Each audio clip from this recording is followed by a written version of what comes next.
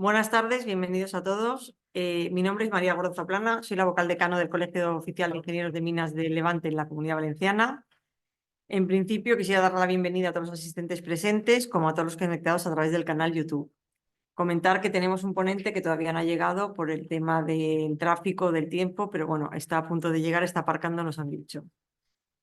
El ciclo de Smart Digital es una de las colaboraciones intercolegiales que tenemos en la Comunidad Valenciana.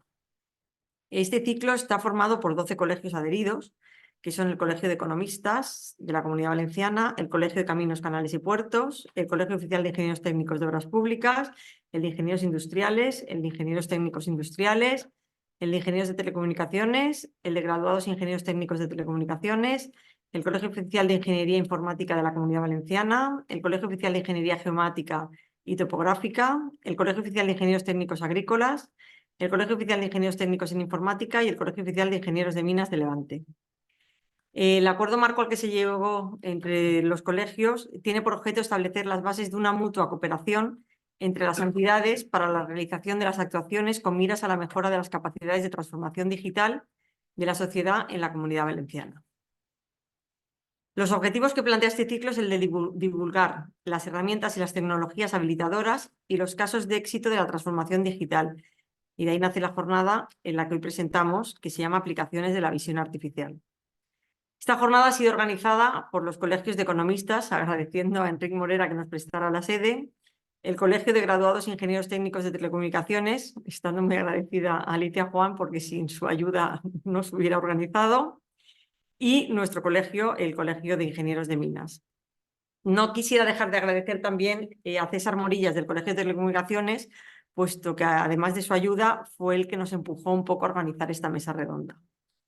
Y sin más preámbulos voy a empezar a presentar a los ponentes. La idea es que cada uno de ellos durante 10 o 15 minutos comentará su ponencia y luego daremos un turno de preguntas para establecer una mesa redonda.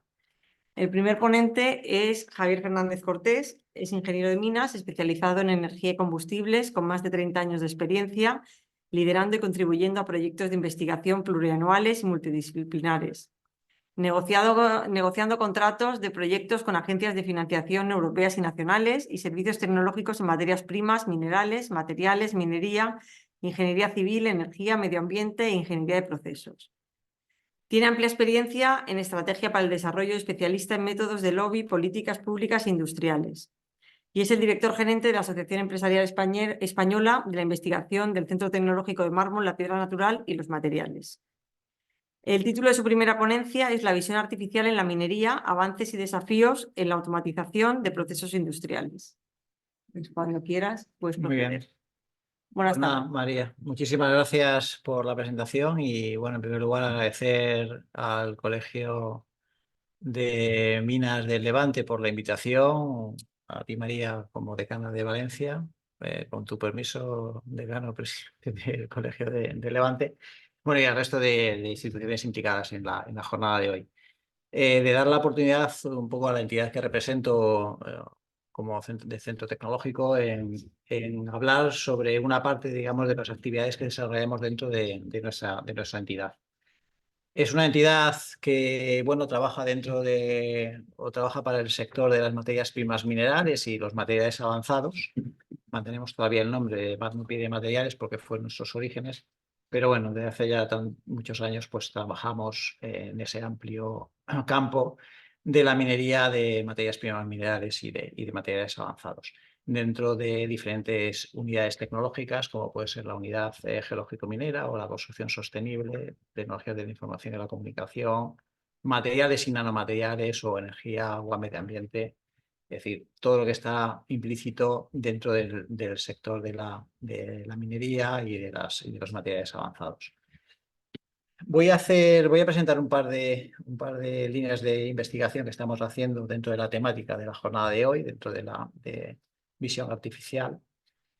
Una enfocada a los sistemas de visión artificial como caracterización avanzada de granulometría dentro de una planta de triturado de áridos, con un fin último que es el tema del ahorro energético, tan importante dentro de tan importante como es actualmente todo el tema de ahorro energético dentro de cualquier proceso productivo. Y este proyecto, esta hostería de investigación ahora mismo está enfocada, o lo estamos haciendo dentro de un proyecto con financiación europea, dentro del Horizonte Europa, en uno de los paquetes de trabajo que tenemos dentro de ese proyecto. Es un proyecto importante, se llama Rotate y con una financiación de 12 millones de euros. Y en esta línea de trabajo específica, pues colaboramos con entidades como con una empresa de desarrollo que se llama Motus. Por otro lado, también estamos trabajando en la aplicación de los sensores hiperespectrales o análisis hiperespectral en la valoración de recursos mineros, ¿vale? Podemos incluso encontrar oro, como comentábamos anteriormente, ¿vale? Esta es una herramienta con un potencial enorme en la exploración y en la valorización de residuos mineros. Se ha ido utilizando anteriormente, no las cámaras hiperespectrales, pero sí las multiespectrales en otras temáticas como temas de clima o temas de agua o de vegetación, pero ya aplicado con las posibilidades que nos dan los sensores hiperespectrales en el análisis de minerales en superficie, pues nos da un potencial bastante considerable. Empezando con la primera de las líneas de investigación, con el tema de la visión artificial aplicadas a esta caracterización avanzada de granulometría, pues ahí podéis ver una planta de triturado con un alimentador, un molino primario, un molino secundario, luego una criba y luego todo el retorno del material que evidentemente no pasa por granulometría, la criba pues retorna al molino secundario. El objetivo fundamental de este proyecto es minimizar ese retorno con el consecuente ahorro energético que supone dentro de una planta de triturado de áridos. ¿Cómo lo vamos a hacer? Bueno, pues fundamentalmente poniendo un sistema de visión artificial a la salida del molino secundario, ¿vale?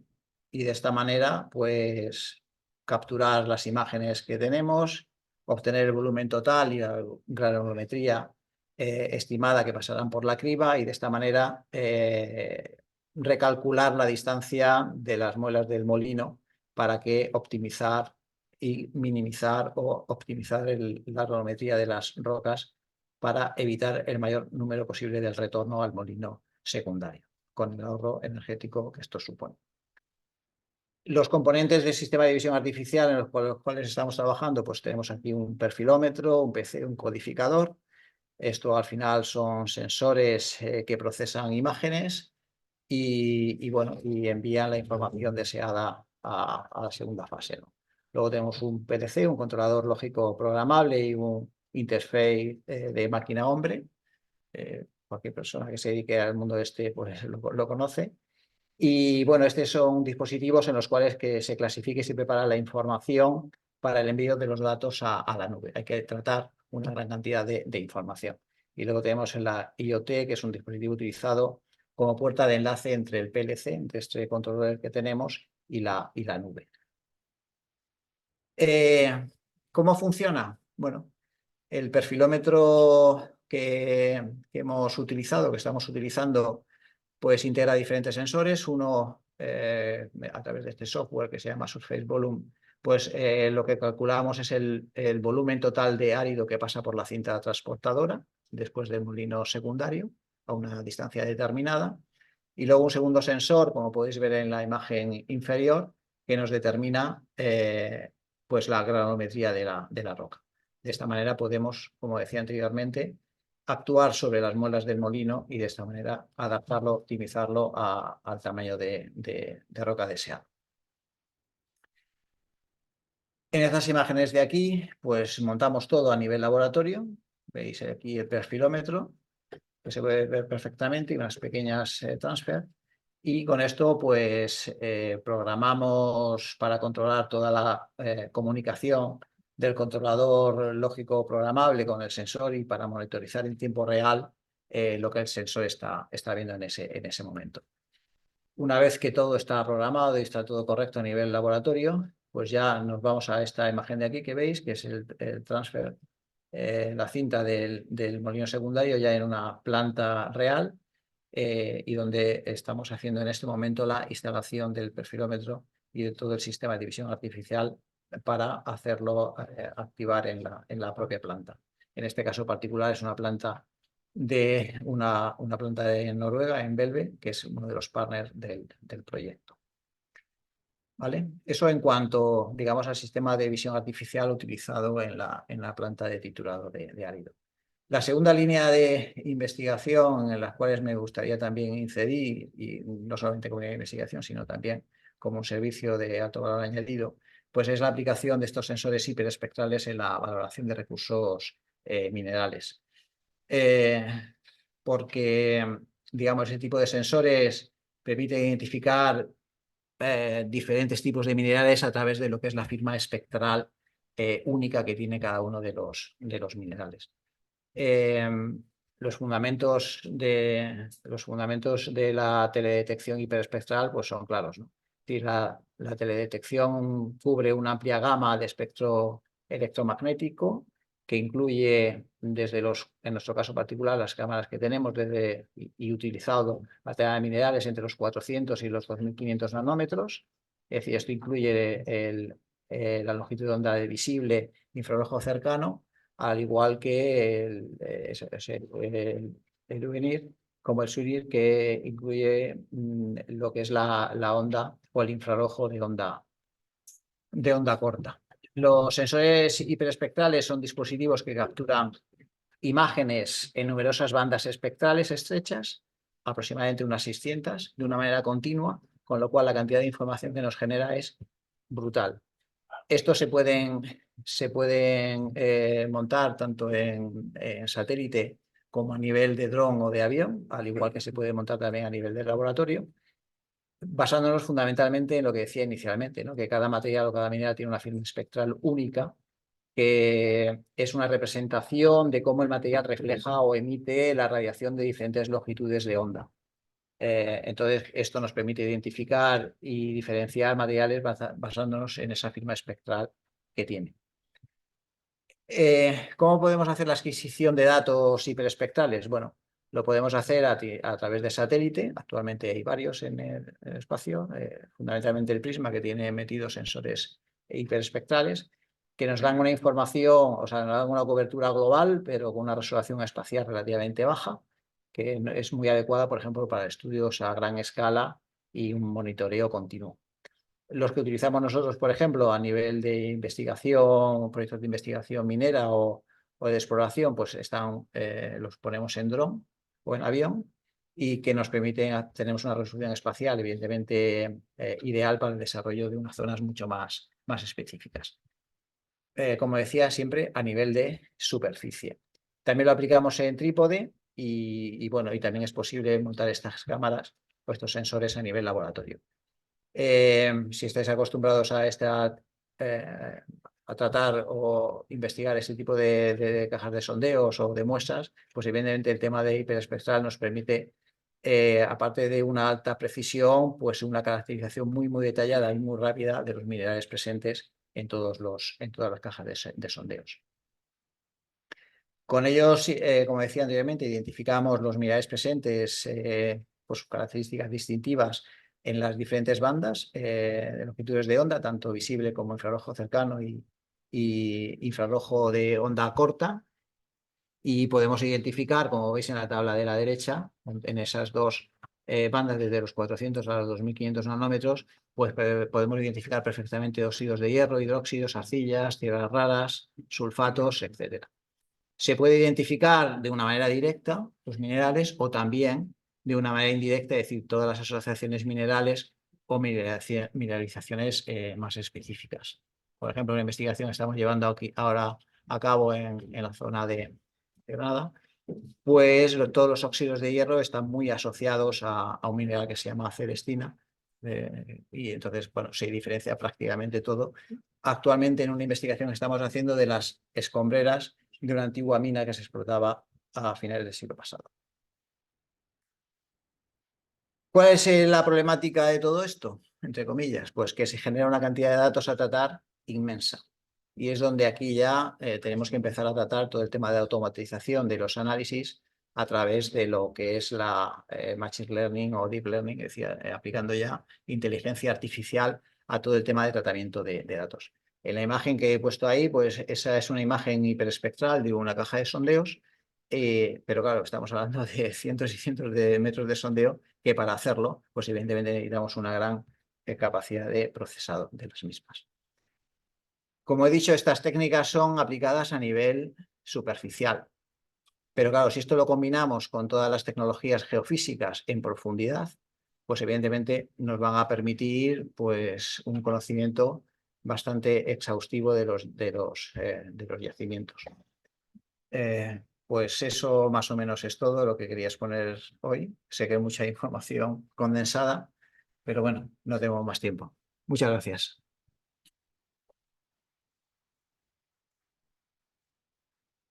Muchísimas gracias, Javier. Y luego procederemos a hacerte algunas preguntas, tanto desde la mesa como la gente que esté en streaming si quiere hacerlo.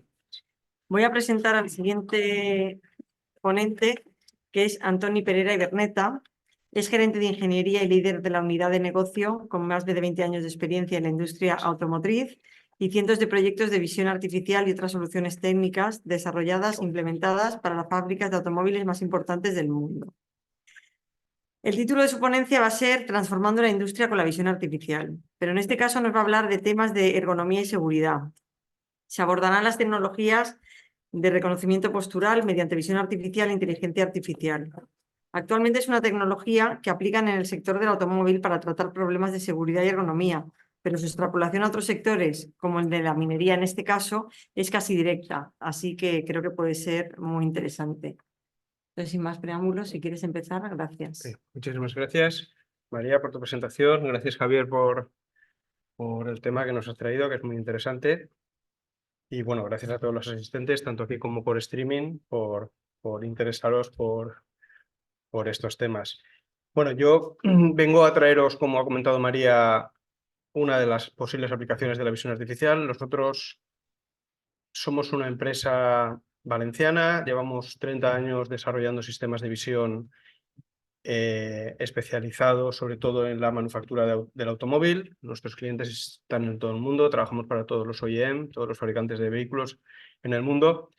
Y hace unos años, hace aproximadamente unos 4 o 5 años, el grupo Konica Minolta se interesó por nosotros y nos adquirió. ¿De acuerdo? Entonces, Konica Minolta tiene una división de Sensing Division, que están especializados en sistemas de visión artificial, colorímetros, espectrómetros, etcétera. Y se ha dedicado a comprar últimamente, en los últimos años, algunas de las empresas punteras o referentes en el sector. En Estados Unidos, Radiant; en Alemania, Instrument Systems; aquí en España compró Ines, y en Finlandia compró Spekim. Spekim es una empresa partner nuestra, somos hermanos, de hecho tenemos muchos desarrollos en conjunto, que son especialistas, si no los mejores, en cámaras hiperespectrales. Supongo que entonces los conocerás, no sé si luego hablaremos de ellos si quieres en la charla. Bueno, entonces os hago una pequeña introducción en un vídeo.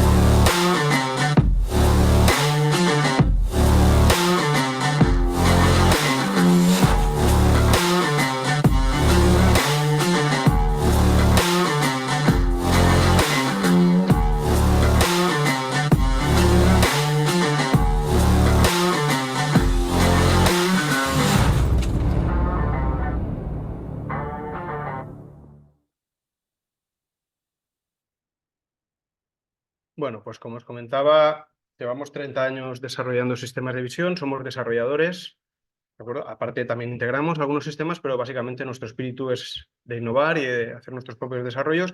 Entonces, como podéis imaginar, en 30 años hemos hecho y hemos tocado casi todos los palos en lo que se refiere a visión artificial. Tenemos cuatro grupos de desarrollo en la empresa. Uno se ocupa sobre todo de la inspección de calidad. Tenemos sistemas de inspección de superficies, sellados, análisis de color, bueno, todo tipo de aplicaciones de inspección de calidad en la manufactura. Otra división de metrología, otra división que se dedica más a la identificación de piezas y error-proofing y pocayoques, y también tenemos una división de guiado de robots. ¿De acuerdo? Bien, entonces, ¿qué os he traído? Pues una de las tendencias a nivel de visión que hay actualmente en la manufactura o en las fábricas es la ergonomía. ¿De acuerdo? La ergonomía se ha detectado que es un grave problema y que las empresas que lo afrontan y lo abordan con seriedad y hacen una vigilancia de la ergonomía de sus operaciones de trabajo, pues ven aumentada su productividad en un 25%, tienen una reducción de costos del 39%, se reducen los errores en un 67%, se reducen obviamente los accidentes un 70%, rotación de personal baja un 48% y, lógicamente, se evitan muchas enfermedades y, por lo tanto, el absentismo pues, se ve muy mejorado, se reduce un 58%. Entonces, el beneficio de poder hacer una vigilancia constante de la ergonomía está en las fábricas, está más que... O sea, es algo más que demostrado. ¿De acuerdo? Entonces nosotros, bueno, como trabajamos continuamente con los fabricantes de coches y estamos siempre y tenemos una relación con ellos constante, conocemos muy bien sus procesos, conocemos sus fábricas, pues llegó el momento en que pensamos en este tipo de problemáticas y desarrollamos nuestro Operator Smart Toolkit, que es una solución que hace una vigilancia de la ergonomía de las operaciones, ¿de acuerdo? Reconoce la posición en tiempo real de los operadores y hace un análisis de los riesgos ergonómicos, ¿de acuerdo? También mide distancias, por ejemplo, distancias recorridas. Bueno, os explicaré un poquito mejor todo esto después. También aprovechando que teníamos ya esta tecnología, añadimos algunas otras funcionalidades, como hacer un proceso o hacer una ayuda activa a lo que es la fabricación, ayudando a que el proceso esté guiado, ¿de acuerdo? Y también estamos vigilando no solamente la ergonomía, sino también la seguridad. Por ejemplo, que los operarios no estén en zonas de riesgo o que lleven los equipos de protección personal, lo cual dota al sistema en conjunto pues, de unas características que son muy interesantes para una vigilancia de la seguridad en una planta.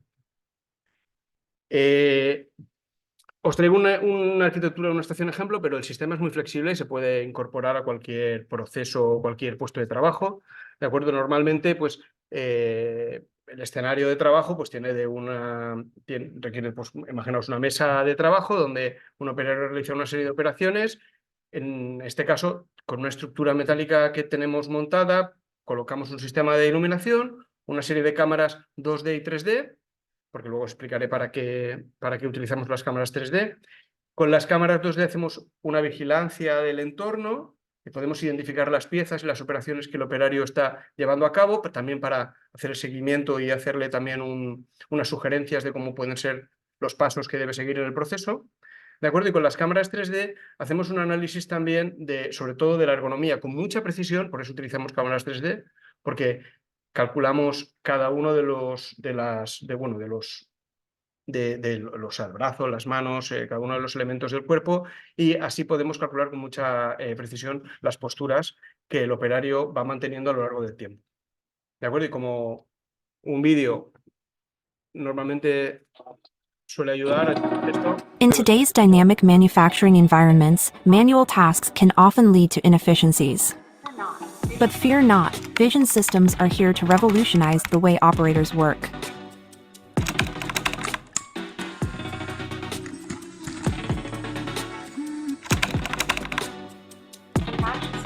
Imagine starting the operator's work cycle with a simple, intuitive gesture. The illuminated workspace guides them through assembly steps, with a green light confirming success and a red light signaling areas for improvement. Real-time monitoring ensures accuracy, while an additional screen provides step-by-step guidance and insights into operators' performance.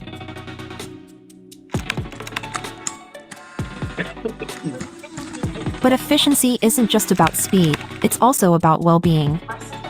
Our system analyses operators' movements in real time, ensuring that they work in an ergonomic and safe manner.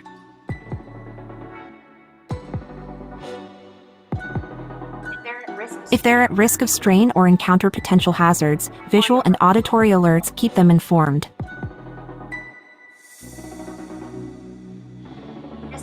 Distance measurements of hazardous objects and movement heat maps offer a comprehensive view of the workspace. Because a smarter workspace means a more efficient you. Welcome to the future of work, where technology meets efficiency and safety.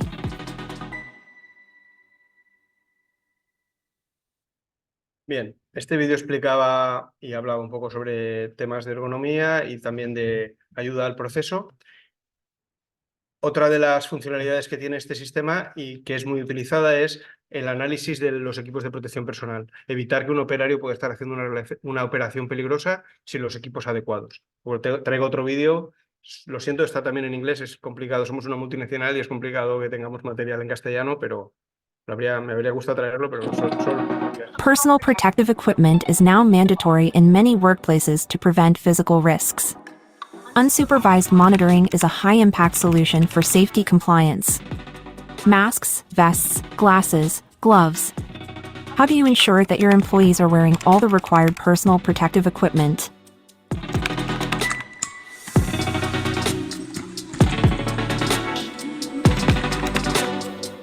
Heinz presents a machine vision system as a quantitative alternative for monitoring the operator's activities. It is a technology that employs cameras and deep learning algorithms to automatically identify and alert PPE violations.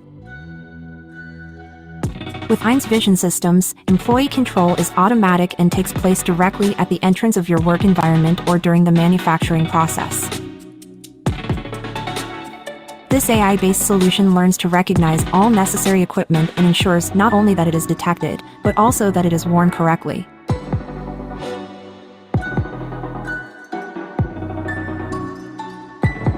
If the PP is incorrect or not worn correctly, a visual and acoustic alert is issued. You can select which area of the body you want to check that the PE is correctly positioned. In this way, the system secures not only your employees but also prevents damage or contamination during your manufacturing process. Are you ready to make your plant smart?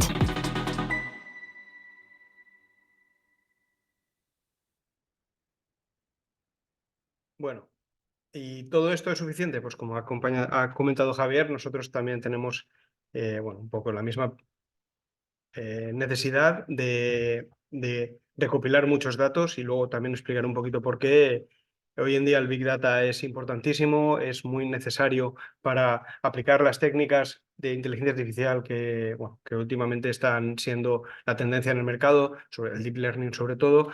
Los datos son casi más importantes que el conocimiento, ¿de acuerdo? Los datos es el nuevo oro, que antes estábamos aquí hablando de oro, pues los datos hoy en día es oro y para poder tener datos hay que almacenarlos, hay que estructurarlos y el Big Data cada vez es más importante y es un poco lo que nos ofrece después la posibilidad de generar modelos de inteligencia artificial con los que podamos después tratar toda esta problemática y tener sistemas más eficientes. Entonces os voy a hablar de una historia de éxito con esta tecnología. Se trata de una línea de embutición, una línea de prensas de una de las fábricas de automóvil que tenemos aquí en España, en concreto en Castilla y León, y es la primera en la que introdujimos esta tecnología, ¿de acuerdo? Se trata de una línea que tiene unas prensas, las típicas prensas de fábrica de coche, que genera, estampa piezas muy grandes y que después un robot las recoge de la prensa, las coloca en una línea y la línea las mueve a la siguiente estación, ¿de acuerdo? Actualmente había una serie de operarios chequeando la calidad de esas piezas, pero instalamos un sistema de visión que estaba analizando si esas piezas alguna tienen grietas o marcas o cualquier tipo de problema en el proceso de embutición, pero una vez instalamos el equipo, analizamos que los operarios en ese tipo de proceso es muy peligroso porque esas piezas que recién salen de una prensa son muy cortantes. Entonces han de llevar protecciones, han de llevar manguitos, guantes, gafas de seguridad. Es un entorno, aunque parezca que no, es un entorno bastante peligroso por lo cortantes que son esas piezas. ¿De acuerdo? Entonces desarrollamos, lo comentamos con ellos tenían esa necesidad y les introdujimos esta tecnología. Están contentísimos con ella. Es un sistema de vigilancia en el que, por supuesto, por la ley de protección de datos tenemos que pixelar las caras, nuestra tecnología lo permite, y estamos en todo momento vigilando, protegiendo la identidad del operario, porque esto ya os digo es muy importante. Estamos vigilando cómo es la operación y también estamos vigilando cómo se comporta el operario y sobre todo si lleva montados los guantes, los manguitos y las gafas de seguridad. Como podéis ver aquí en la demo, el operario se quita las gafas o los manguitos que lleva de protección en los brazos y los marcamos en rojo. Y entonces podemos incluso parar la línea, hacer sonar una alarma, etc.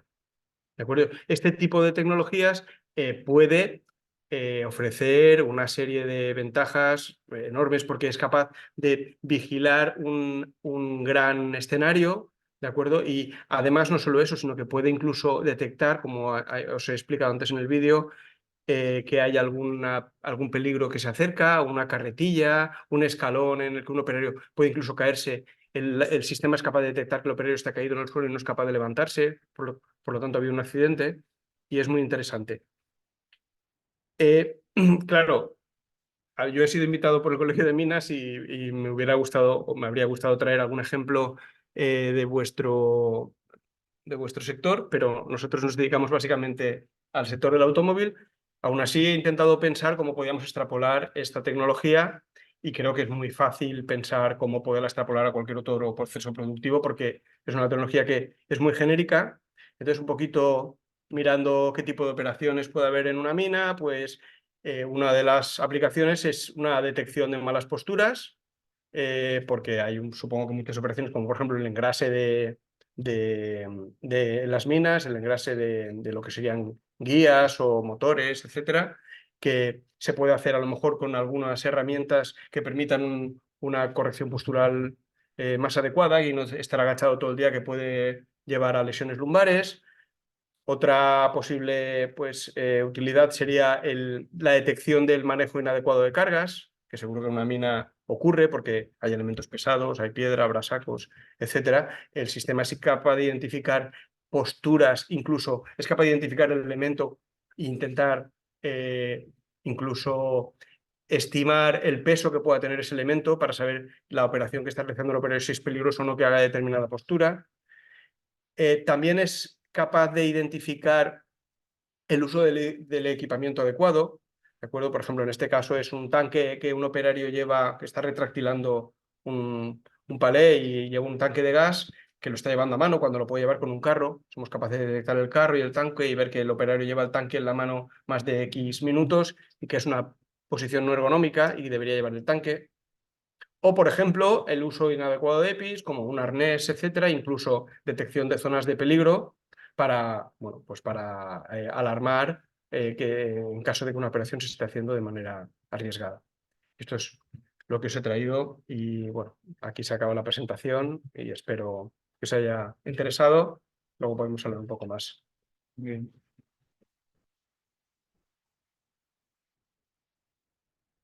Vamos a avisar un momento a... Sí, por favor, para que ponga la presentación de José Daniel. No, tiene que venir aquí a ponerlo, por favor. Mientras yo voy presentándolo, solo una consulta que me ha hecho muchísima gracia. En las prensas esas que poníais al personal para ver si iban los manguitos y no se cortaran y tal, ¿estaban todos de acuerdo en que los estuvierais vigilando?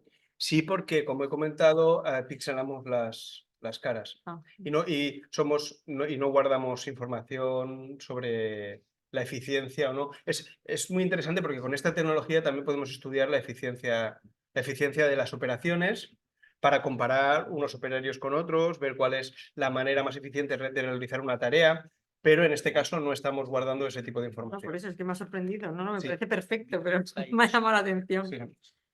Pues a ver, un momento, bueno, voy presentando. El tercer ponente es José Daniel Pastor Sar.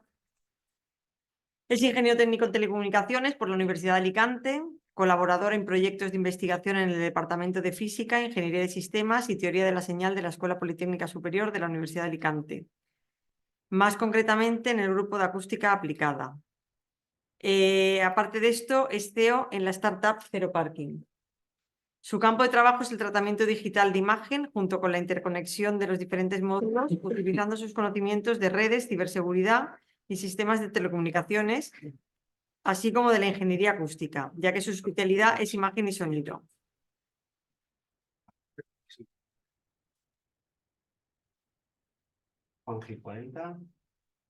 Aquí en directo. Aquí en directo. Bueno, hoy ha llovido mucho. @gmail.com. Ya tiene tu correo todo. Da igual, sí, lo tienes todo. Perdona, no, ni te muevas. Creo que es el momento de cambiarnos, Bueno, seguramente, ¿no? también es cierto que os tenéis que cambiar. Sí, Daniel, si quieres cambiarte. sí, ponte allí. Bueno, el título de su ponencia va a ser Visión y futuro de la inteligencia artificial.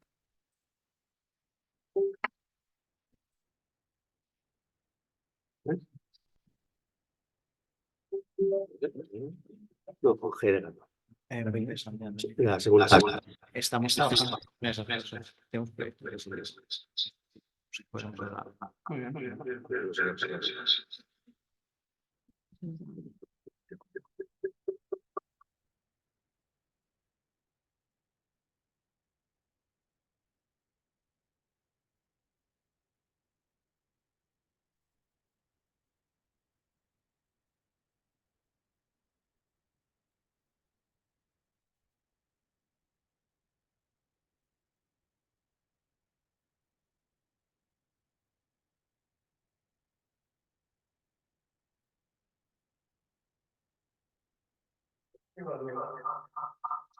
No sé qué, algo se está acoplando. Sí, no, porque está de la unidad. Ah, ya está. Dime. No, pero sé que hay empresas, de hecho hace poco conocí una empresa, nosotros somos partners de Nvidia. Nvidia es una... bueno, supongo que la mayoría, vosotros por el tema de la bolsa, seguro que lo conocéis. Nosotros somos partners de ellos, tenemos un partnership que hemos empezado hace poco. Y hace poco en un congreso que tuvimos con empresas que también colaboramos con ellos, conocí a una empresa que se dedicaba a hacerlo, hacía streaming en vídeo de eventos deportivos y además hacía análisis de todo este tipo de... Que no sale. ¿Tenéis en un pendrive para pasármelo? Sí. Claro. Claro. Porque se puede hacer en tiempo real un estudio biomecánico, ¿no? Sí. Directamente en una carrera, Claro, métete en- sin hacer un estudio. Sí, se pueden hacer muchísimas cosas. Sí, es Aquí, tranquilo, no pasa nada. ¿Ya? No, un momentito. Va a entrar en su perfil y ya está.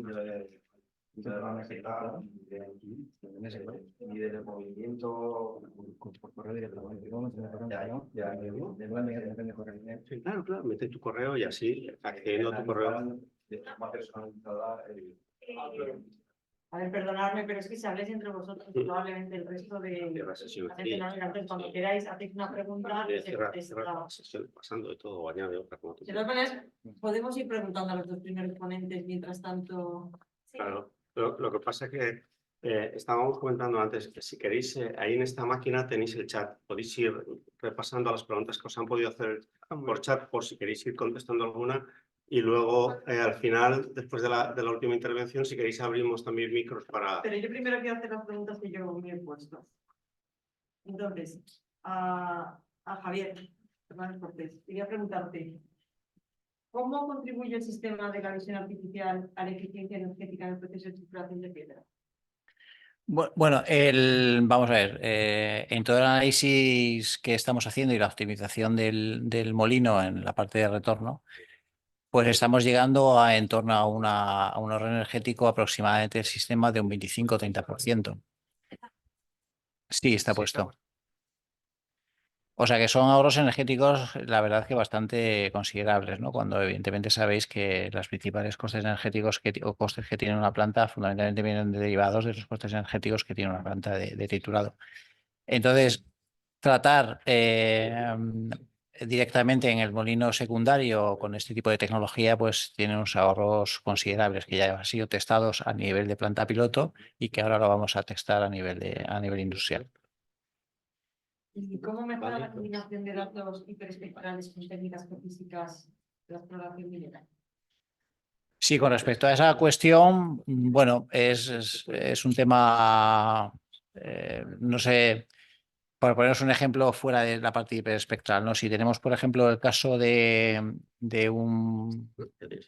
decir, una antigua explotación o una antigua investigación minera, ¿no? Donde hasta que tú no veías un afloramiento, pues evidentemente todos los sondeos están hechos en aquellas zonas donde hay un afloramiento, ¿no? En toda la investigación o toda la investigación que se ha hecho durante años, ¿no? Pero si, por ejemplo, nosotros que hemos tenido que hacer algunos proyectos de investigación posteriores porque han visto que ese yacimiento se puede volver a explotar, nos hemos dado cuenta, por ejemplo,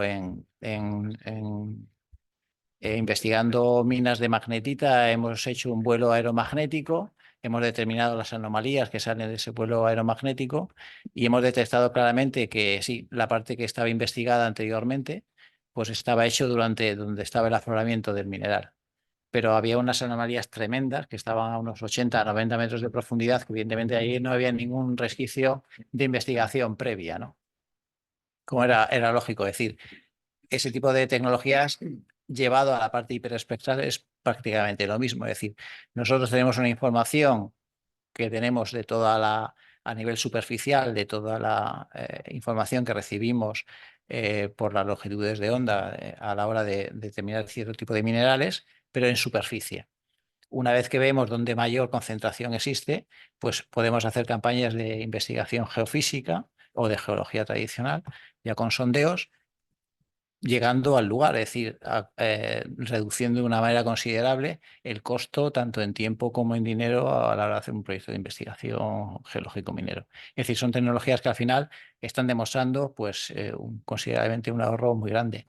Si tenéis eso, traduciéndolo eso ahora a la nueva aprobación del Critical Raw Material Act, es decir, la nueva ley de materias primas críticas y la prisa con la cual se va a poner en funcionamiento, esto quiere la Comisión Europea que se ponga en funcionamiento, pues todos este tipo de minerales estratégicos, bueno, críticos o fundamentales, pues hay que hacerlo en muy, muy poco tiempo. Esta es una manera de hacerlo de una manera mucho más rápida. Muy bien, pues luego seguimos con las preguntas, pero por favor damos paso a José Daniel Pazosa, que es el libro de la ponencia La visión y futuro de la inteligencia artificial. Muchísimas gracias por la presentación. Bueno, somos un grupo de ingenieros en telecomunicación que un día tuvimos la idea de solucionar un problema que hoy en día tenemos en la sociedad, que es el de encontrar estacionamiento en cualquier tipo de espacio. Creo que es un problema que hemos sentido todos y tuvimos la idea de utilizar inteligencia artificial y visión por computador para poder realizar esta actividad. Hoy en día el mercado, como sabemos, está yendo por el tema de los sensores. Normalmente son sensores magnéticos que detectan cualquier tipo de elemento metálico sobre ellos, o incluso también hay algunos que funcionan por distancia mediante ultrasonidos, como es la onda incidente y la onda reflejada. Hemos visto que esa solución es bastante cara de implementar y aparte conlleva normalmente una obra pública o obra civil, y decidimos optar por la visión por computador aplicando algoritmos de inteligencia artificial sobre ellas. Esa es un poco nuestra misión y visión que tuvimos a la hora de crear este proyecto e intentar solucionar el problema que comentaba anteriormente. Nuestra primera parte en la que nos basamos es la visión por computador, en la cual mediante cámaras de seguridad conseguimos capturar vídeos en tiempo real, conectándonos mediante los drivers y mediante códigos que realizamos nosotros mismos a dichas cámaras, y extraemos los diferentes frames capturados a través de ese vídeo en tiempo real para poder después almacenar esa información, esos datos y poder procesarlos. Tenemos un sistema propio que hemos desarrollado que se llama Screener, que mediante códigos no son de segmentación, que es lo más común utilizado a la hora del procesado digital de la imagen, sino que dividimos la matriz en boxes, como es normalmente denominado, en la cual podemos detectar todos y cada uno de los huecos que tenemos en el parking. Da igual que estén ocupados o no, esto es únicamente para hacer un mapeado, por así decirlo, para tener esa superficie ya controlada. Sobre esa superficie controlada es donde aplicamos nuestros algoritmos de Machine Learning. Dichos algoritmos, como he comentado hace un momento, procesamos los frames captados anteriormente a través de los vídeos que nos proporcionan nuestras cámaras, y procesamos dichos frames para mediante algoritmo de Deep Learning, aplicando un valor a un threshold determinado, somos capaces de hacer que la red neuronal sea capaz de poder detectar con una mayor fiabilidad todos los vehículos que tenemos en dicho frame capturado, que realmente luego es en tiempo real a partir de dicho vídeo. Y también aplicando otros diferentes parámetros a dicha red, somos capaces también de detectar diferentes tipos de plazas, así como diferentes tipos de vehículos. Una vez tenemos ese procesado de que somos capaces de tener ese primer mapa en el que tenemos toda la superficie correctamente estructurada y correctamente subdividida en dichos boxes, la que denominamos parking boxes, mediante dichos algoritmos de Machine Learning en los cuales somos capaces de detectar todos los vehículos, como podemos observar en la imagen a continuación, en la cual, como he comentado antes, no son algoritmos de segmentación, sino que a partir... Dime, perdón. A partir de la propia imagen... Como te lo dejo de culpa mía, te lo dejo de compartir yo antes para hacer el cambio. No pasa nada, más rápido que si no los de casa no lo ven como toca.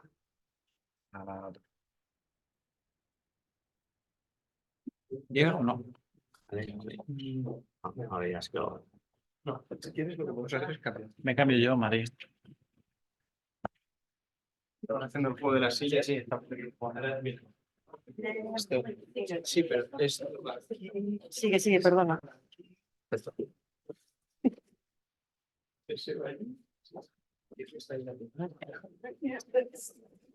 Ya no nos movemos más.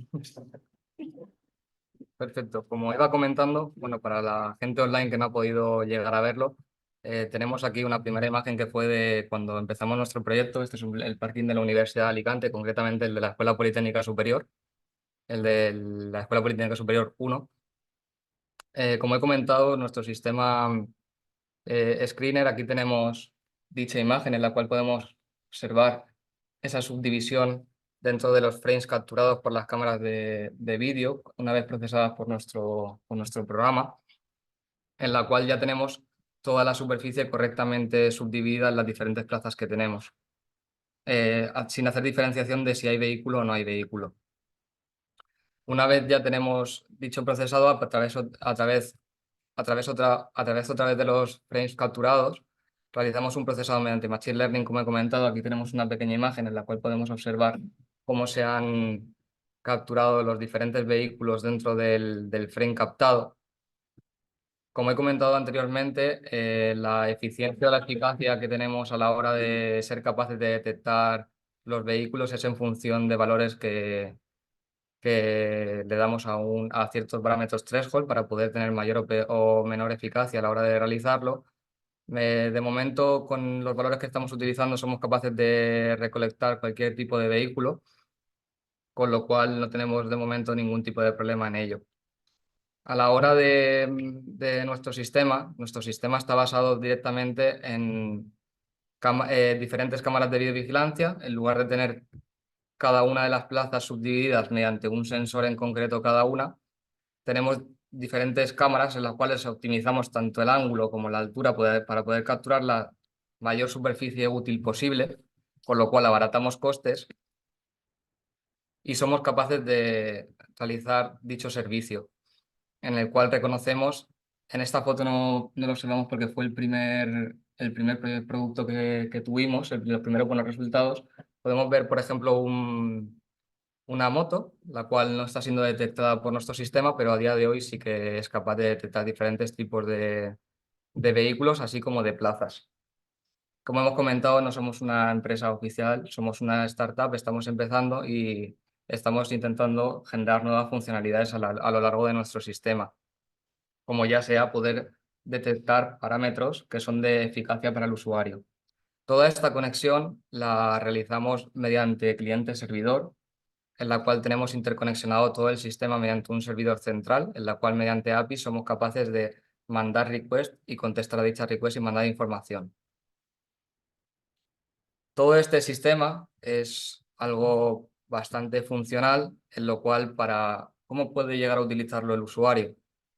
Hemos creado una una app móvil y un servicio web por el cual todo este sistema puede ser utilizado por el usuario. Y aquí podemos ver una primera imagen en la cual podemos seleccionar el parking, cualquiera de los que tenemos ahora mismo capturados.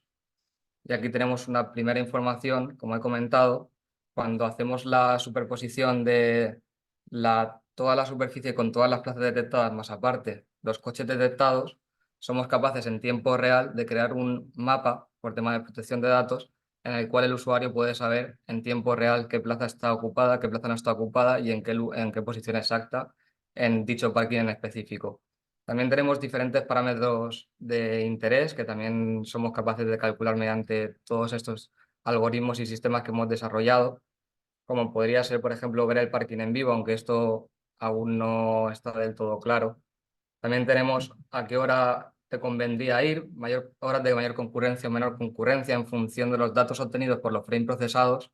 Podemos saber en qué momento está el parking más lleno, con mayor afluencia o con menor afluencia, haciendo diferentes tipos de cálculos dentro de todo el sistema y toda la inteligencia artificial que tenemos implementada. En función de eso, también conseguimos tener una frase que también es bastante más visual para el usuario, que puede estar en rojo o en verde. En este caso está en rojo porque está más lleno del habitual. Y también tenemos un diagrama en el cual somos capaces de mostrar al usuario diferente información de por horas el número de coches que hay ocupados en función del total de coches, para que tenga una mínima idea de a qué hora es mejor o peor en lugar de ser algo tan general o tan genérico como puede ser mayor concurrencia de X hora a X hora o menor concurrencia de Y hora a Y hora, sino que en hora concreta podemos tener esa información. Y esto era un poquito lo que venía a comentaros. Como hemos comentado, acabamos de empezar hace relativamente poco y creemos que es un sistema que tiene bastante futuro y gracias a la inteligencia artificial y la visión por computador y ampliando nuestras funcionalidades dentro de este servicio, podemos conseguir llevar el negocio del aparcamiento o de los parkings a un nuevo mercado distinto que no vaya por el tema de los sensores, sino por más la inteligencia artificial y la visión por computador. Muchísimas gracias. Bueno, pues pasamos al turno de preguntas. A Javier Fernández Cortés, de hecho ya 2 preguntas que yo tenía preparadas. Quería a Antoni Pereira. En su presentación ha quedado demostrado el potencial de la visión artificial para mejorar la seguridad, la ergonomía y la eficiencia en el sector industrial, especialmente el automóvil, y la posible aplicación en todo lo que es el sector de la minería. ¿Qué desafíos únicos cree que se pueden presentar al adaptar estas tecnologías al entorno minero y cómo podríamos abordarlos? Bueno, pues yo creo que todos nos podemos imaginar que el entorno de la minería yo creo que es un entorno un poco más hostil que el de cualquier otra fábrica de manufactura, especialmente las fábricas del automóvil, que es a lo que estamos acostumbrados, que pese que hay alguna un poco inhóspita, normalmente son fábricas que están bastante limpias y hay condiciones muy controladas, etcétera. Hay algunas que se puede comer sopas en el suelo, hay algunas fábricas que son espectaculares, pero bueno, en general es un entorno que entiendo que es mucho más amigable y menos inhóspito que la industria minera. Entonces, entiendo que los sistemas de visión en ese tipo de industria, que desconozco bastante, deberán ser pues robustos a nivel de hardware, tendrán que lidiar con condiciones atmosféricas, porque entiendo que muchos están a la intemperie, etcétera. Luego habrá variaciones de iluminación y variaciones de condiciones, habrá polvo, etcétera. Eso significa que las librerías o los algoritmos de detección o cualquier tipo de algoritmo que procese la imagen deberá ser muy robusto, muy adaptable, etcétera. Y eso yo creo que sí que es algo que habrá que tener muy en cuenta. Siempre lo principal es tener el apoyo y el consejo de los expertos en el sector. Nosotros, por eso somos tan especialistas en el sector del automóvil, porque llevamos 30 años trabajando en el sector del automóvil y lo conocemos muy bien. Somos especialistas Y en es muy ello. homogéneo. Cuando tienes que abordar otro sector, lo principal es aprender del sector y para eso los expertos son las principales fuentes de información. Vale, y el campo de la visión por computador en entornos industriales, ¿Cómo ha evolucionado en los últimos años gracias a los avances de la inteligencia artificial? Pues está siendo una revolución, la verdad. O sea, te podría decir lo contrario, pero está siendo bastante importante el cambio, porque llevábamos muchos años que la evolución había sido lineal, ¿de acuerdo? Los algoritmos de visión iban saliendo novedades, iban mejorando, cada vez más robustos, cada vez más precisos, cada vez más rápidos.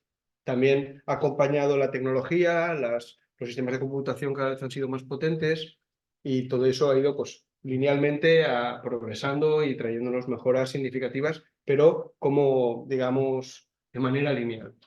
Ha llegado la IA, que también ha convergido una serie de situaciones en las que de repente ha habido una explosión y está cambiando bastante porque muchos de los procesos que antes eran inabordables, hoy en día se están pudiendo abordar, sobre todo procesos que eran muy variables, porque cuando tú desarrollas un algoritmo de visión, el algoritmo lo piensas, lo desarrollas, lo implementas y son unas instrucciones que tú creas en base a una información que estás extrayendo de una imagen, etc.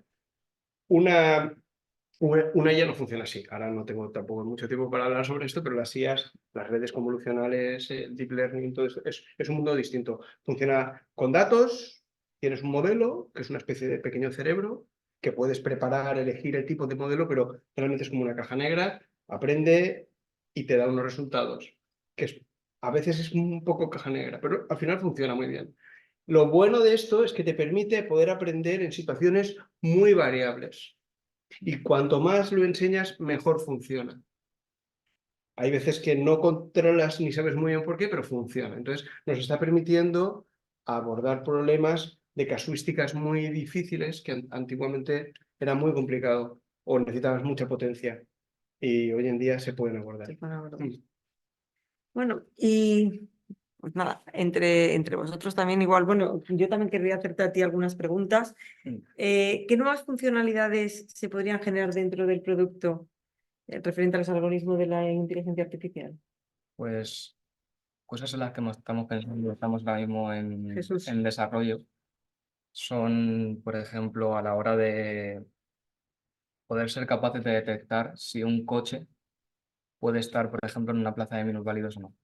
Ya somos capaces de poder detectar plazas de minusválidos a la hora de poder dar esa información al usuario, pero también ahora estamos trabajando en un algoritmo un poco distinto, no distinto, sino que estamos potenciando el que ya tenemos, dando una nueva funcionalidad, haciéndolo más robusto aún de lo que ya es, para que, por ejemplo, que sea capaz o ya sea de contar coches que entran y salen en función de la afluencia, como ya hemos comentado, al igual que los parámetros temporales que ya tenemos calculados, y también ser capaces de poder detectar si un coche puede estar, por ejemplo, en plazas en las que no puede estar, si está bien aparcado o no, si tal vez está ocupando dos plazas, si está ocupando plazas de otros vehículos. Eso todavía no sé, o sea, porque claro, en los dibujos que hemos visto, los coches que están bien aparcados en su plaza lo detectáis perfectamente y el que está cruzado, El que está cruzado detecta el vehículo como es ¿se detectan esperar, dos plazas ocupadas o una plaza? O... detectaría dos plazas. Estamos ahora en función de la densidad en la que tenemos la información dentro de la matriz en la que recolectamos de ese frame, ser capaces de detectar ese fallo o ese error, por así decirlo. Ya. Pues a ver, yo por mi parte no tengo más preguntas. Si aquí en la sala alguien tiene alguna pregunta, porque tampoco veo. Pues adelante.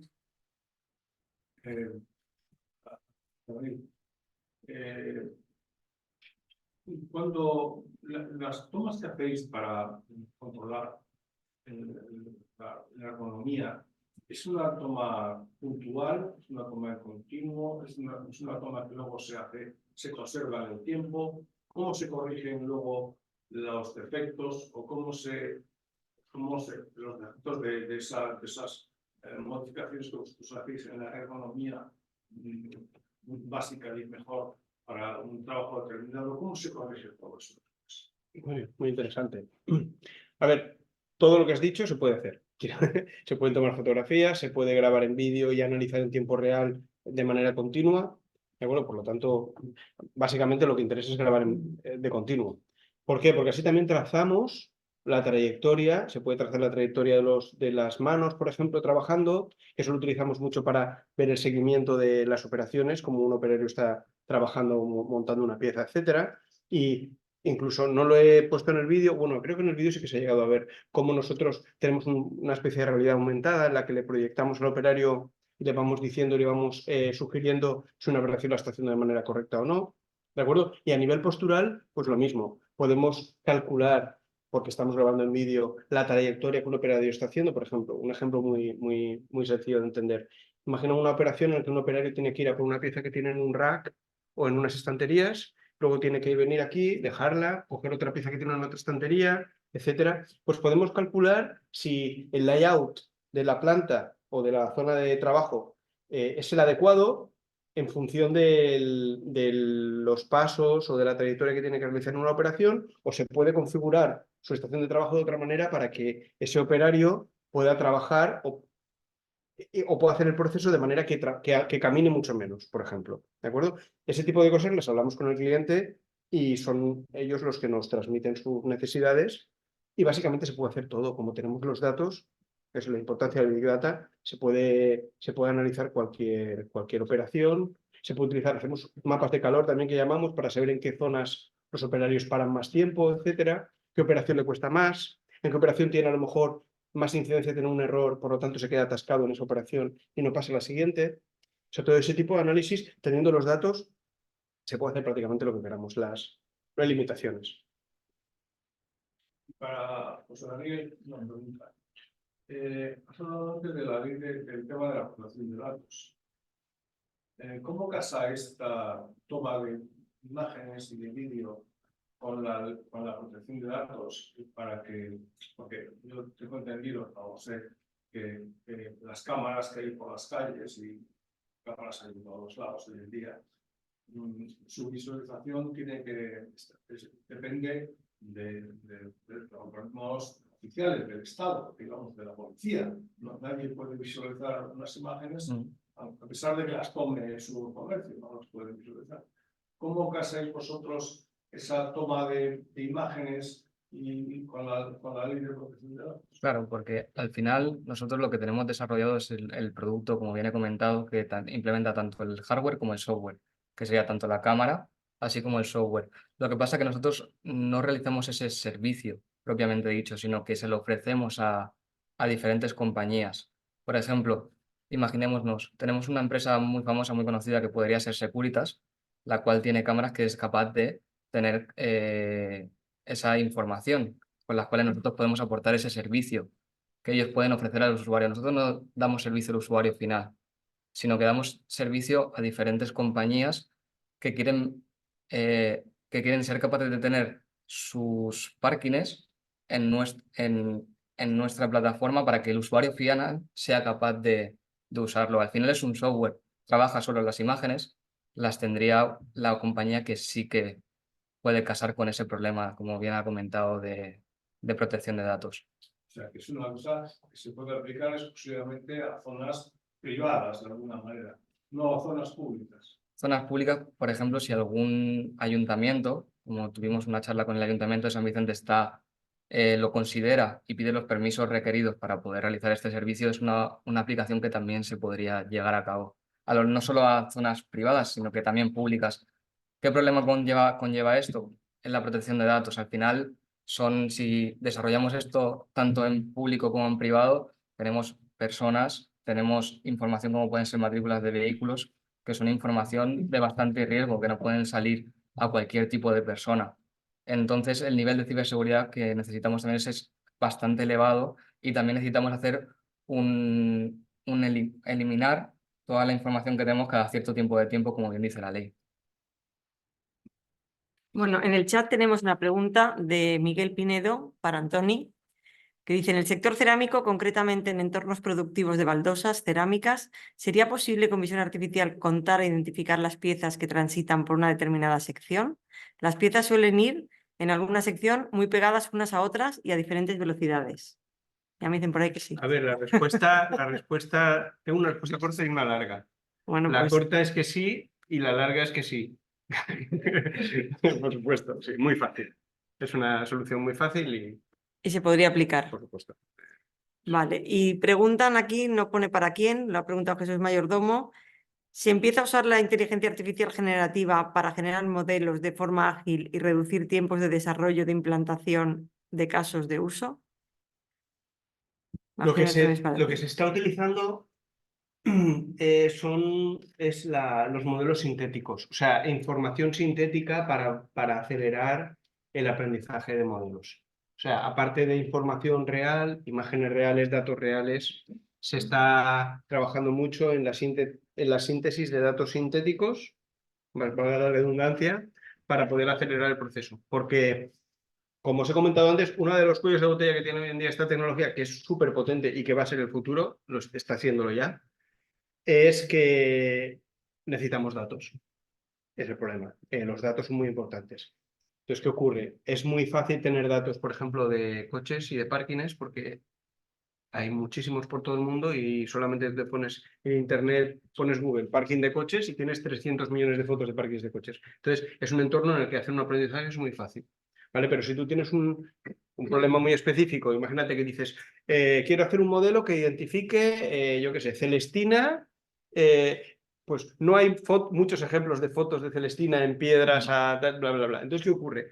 Esos datos Son los que necesitáis son para... oro y eso no lo hay que generarlos. Entonces hay que tomar muchas imágenes, hay que estar mucho tiempo capturando esos datos. Entonces hay hoy en día maneras de inventarlos también, ¿de acuerdo? De hacerlos sintéticos y en eso también se está trabajando mucho. ¿Y funcionan? Sí, sí, sí. Yo tengo una pregunta para Anthony. Los algoritmos que utilizáis en vuestro sistema de detección son los que están disponibles en bibliotecas como OpenCV. En este caso, me ha sonado lo de la identificación, por ejemplo, del sistema de seguridad de Gmail con el algoritmo de MediaPipe de OpenCV. No es MediaPipe, este no es MediaPipe, ¿no? Me parece que este no es MediaPipe, ¿verdad? Lo hemos probado, pero este no es MediaPipe. Nosotros OpenCV no lo usamos, somos desarrolladores de librerías, ¿de acuerdo? OpenCV es una librería, es un entorno bastante potente, pero es que inició Intel hace muchísimos años y que luego liberó y que ha seguido utilizando la comunidad de desarrolladores en misión. Nosotros tenemos nuestras propias librerías, somos desarrolladores, como he comentado antes, no utilizamos ese tipo de librerías, tenemos nuestros propios desarrollos. Y para funcionar bien, el algoritmo o la red neuronal que utilizáis en este caso para detección de parking, hacéis uso, por ejemplo, de YOLO. La red neuronal YOLO. Utilizamos YOLO Sí. y mediante diferentes mecanismos que nosotros hemos diseñado somos capaces de interconexionarlo y darle valores para poder detectar con mayor o menor eficacia y poder hacer esa distinción entre distintas... Al final lo único que tenemos es una imagen que no deja de ser una matriz de datos. Entonces, en función de esos datos, mediante algoritmos que hemos diseñado, somos capaces de hacer matrices binarias, por así decirlo, que son ceros o unos, y somos capaces de detectar una cosa u otra y poder tener esa información. Por eso he comentado que no usamos segmentación como tal, sino que usamos otra técnica distinta. Tenía una pregunta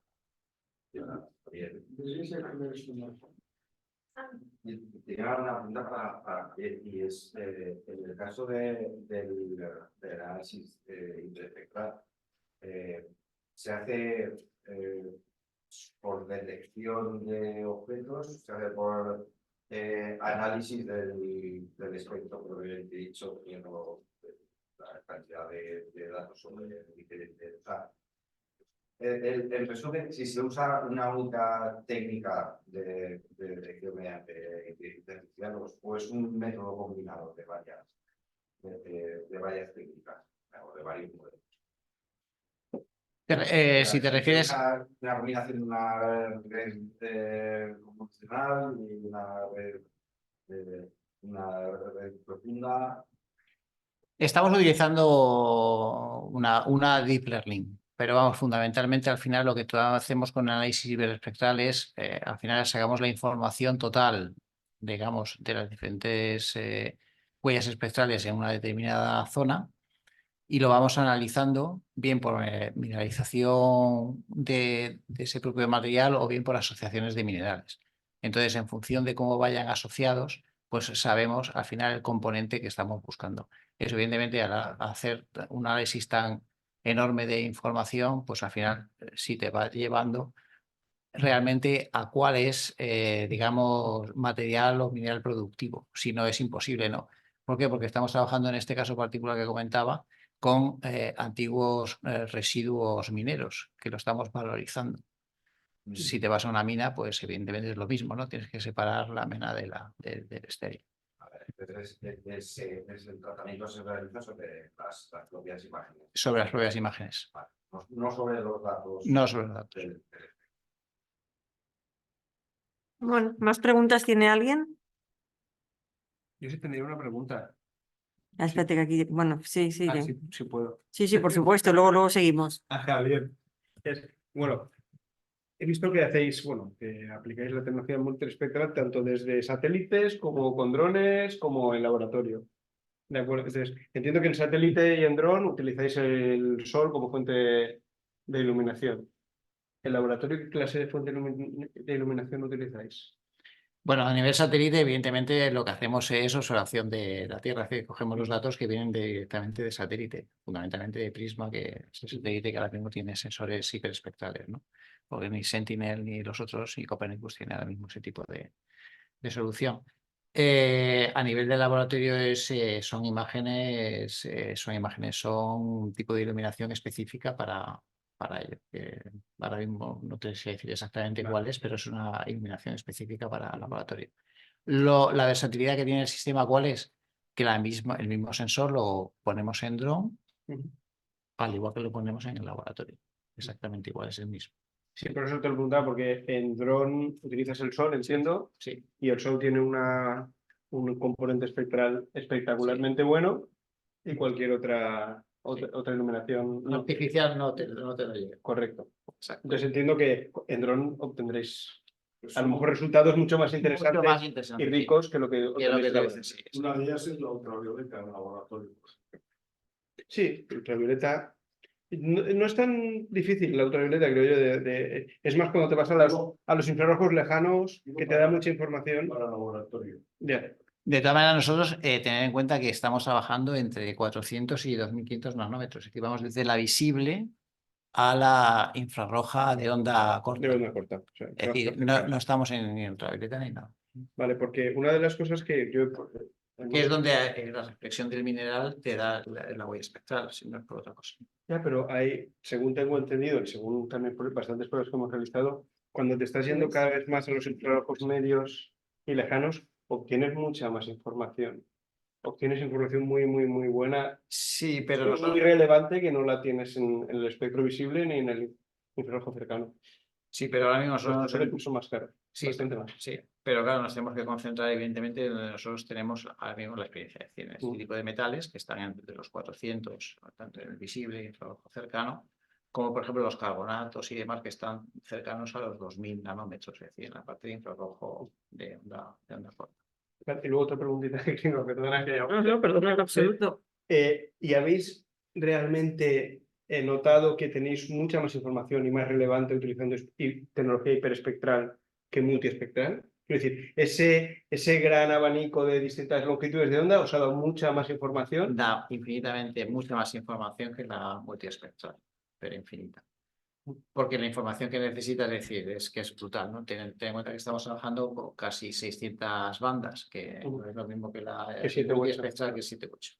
No, es decir, es infinitamente mayor la información que tenemos. Bueno, por seguir con el chat, respecto a la pregunta anterior, que por lo que veo aquí, la anterior debe ser lo que has preguntado tú antes de las cámaras, dice, lo de la ley del Reglamento Europeo de Protección de Datos Personales prohíbe es la identificación de rostros mediante la inteligencia artificial en cámaras instaladas en la vía pública, además de su procesamiento sin el consentimiento explícito del usuario. O sea, son los rostros simplemente. Pero bueno, hay una pregunta. En el sector sanitario hay casos de uso de agentes LLM en entornos ramificados para modelar la prestación de servicios.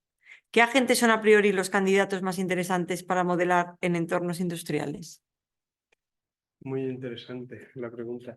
El LLM entiendo que se está refiriendo a Large Language Model, que es un Gemini, un ChatGPT, todos estos Así es.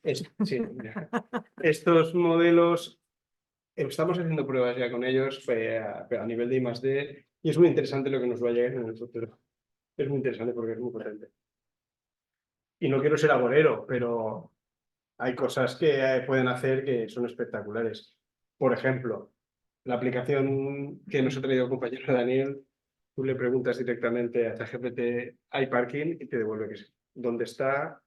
Si está en un minusválido, o sea, no hay que programar nada. Los grandes lenguajes los grandes modelos de lenguaje y sobre todo los nuevos que son ya multimodales, es que son capaces de todo. A nivel de incluso de inspección de calidad, pueden hacer muchísimas cosas. De momento, ni tienen la velocidad de análisis para, por ejemplo, la producción en masa, en factorías, etcétera, porque la latencia que tienen todavía no. Y luego la potencia, o sea, el hardware que necesitas para moverlos en tiempo real, pero hay gente que está utilizándolos ya en la nube y se pueden hacer cada vez más cosas.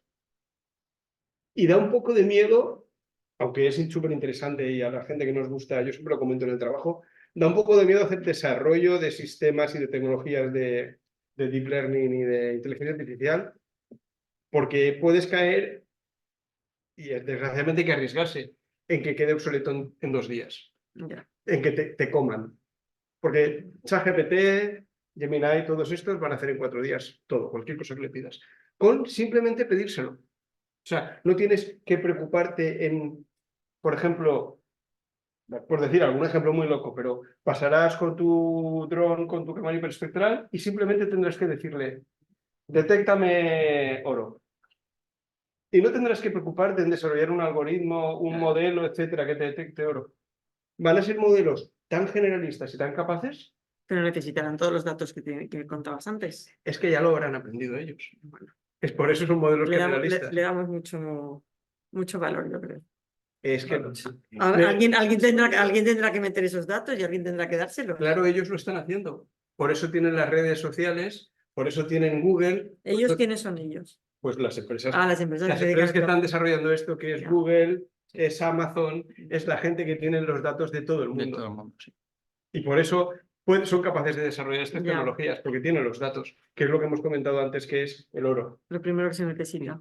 Sí, justamente, aquí hay una pregunta, hablando de esa cuestión de los datos. Para estas cuestiones, sobre todo para el tema minero, entiendo que hay muy pocos datos ya generados en condiciones como para... Ponte un altavoz.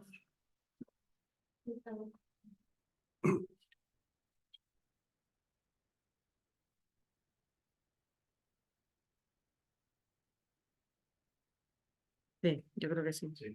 Ahora. Ahora, mantener el dedito. Ahora, Ya. creo que ahora va.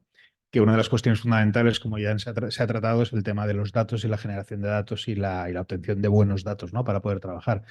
Obviamente, en entornos como los mineros es muy complicado tener datos si no hay detrás una gran empresa que esté trabajando ya directamente sobre ellos y gestionando sus datos, ¿no? Pero obviamente tengo muchas dudas de que a priori quiera compartir esos datos con el resto del mundo, porque obviamente generas tus datos para tus modelos y para alimentar a tu inteligencia artificial.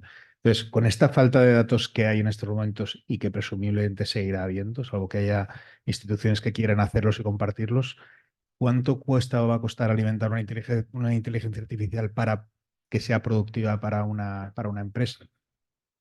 ¿Cuál es el coste al final que tiene la empresa para alimentar de estos datos para tener sistemas productivos? Porque salvo que sean grandes corporaciones que tengan muchas explotaciones mineras a lo largo del mundo, ante una empresa que tiene 2 o 3 explotaciones, la gestión de estos datos le va a ser más complicado y seguramente va a tener mucho sesgo entre una y otra explotación. Bueno, con respecto al tema minero, Matías, yo creo que quien puede poner a disposición del público en general son las entidades públicas, en este caso los institutos geológicos de cada uno de los países. Son los que sí tienen esa capacidad de poner a disposición de la gente de esta información. En el caso concreto de lo que yo he hablado del tema hiperespectral, ten en cuenta que es una información superficial, es decir, de eso poco te vale si luego no sigues investigando, es decir, si no sigues haciendo geofísica o si no haces sondeos, de poco te va a servir, ¿vale? Vas a tener una información determinada sobre pues, unos indicios que hay en un sitio determinado. Eso no va a significar que ahí tengas una mina de oro o una mina de lo que sea, de tierras raras. Vas a tener indicios, es decir, tienes que seguir investigando. ¿Eso te va a servir para tener una dependencia única de esto? Pues yo creo que no, tendrás que seguir trabajando en el mismo. En cuanto a datos más genéricos, porque hay cierto tipo de minerales que sí lo podrás tener catalogado a través de la IA, es decir, pues todo lo que tengas en afloramientos y demás y lo vas a poder tener. Y esa información, pues no sé cómo lo van a hacer las autoridades, en este caso los gobiernos, que tienen ese tipo de distribuciones o las instituciones como los institutos geológicos a nivel de España, a nivel europeo o a nivel del mundo.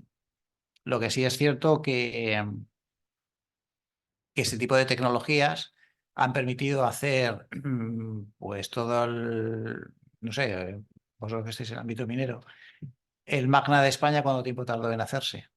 40 años, ¿no? Aproximadamente. Pues en el caso de Angola se ha hecho en 4 años. Es decir, ¿por qué? Porque la tecnología que hay es completamente diferente a la que había hacía. Era simplemente trabajo de campo.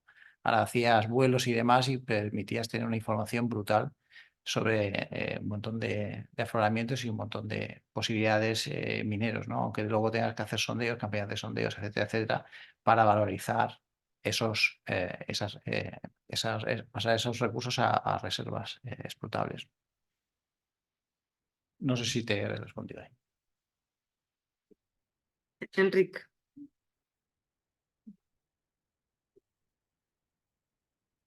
Oye, Sí. Antonio, antes habías comentado que la empresa vuestra colabora con NVIDIA, la empresa que fabrica los chips, que utiliza OpenAI, los 10.000 procesadores.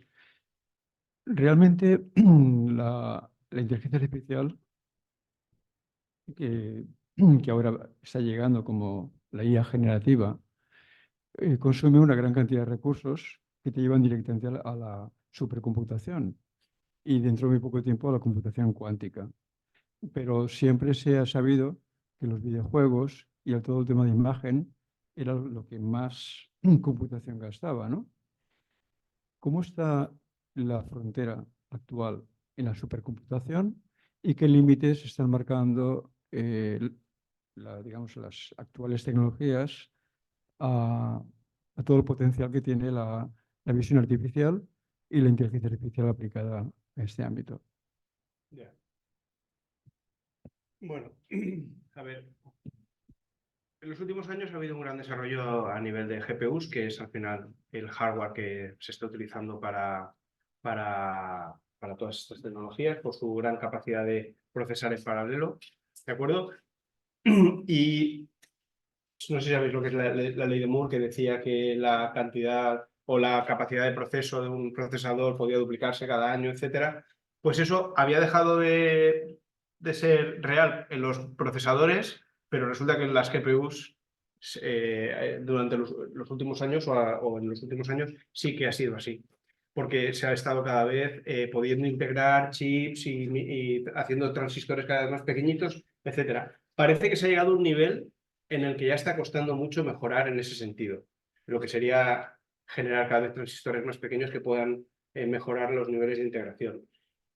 Por lo que sé, no soy un experto, pero lo que se está haciendo es simplemente hacer más grandes tarjetas, poner más sistemas en paralelo, o sea, ya sí que es verdad que se está llegando a un límite y lo único que se puede hacer a día de hoy es sistemas más caros, más grandes, más memoria, más núcleos, y parece que sí que es verdad que se está empezando a saturar lo que es el desarrollo de GPUs. Los últimos años ha habido un crecimiento exponencial, pero eso parece que...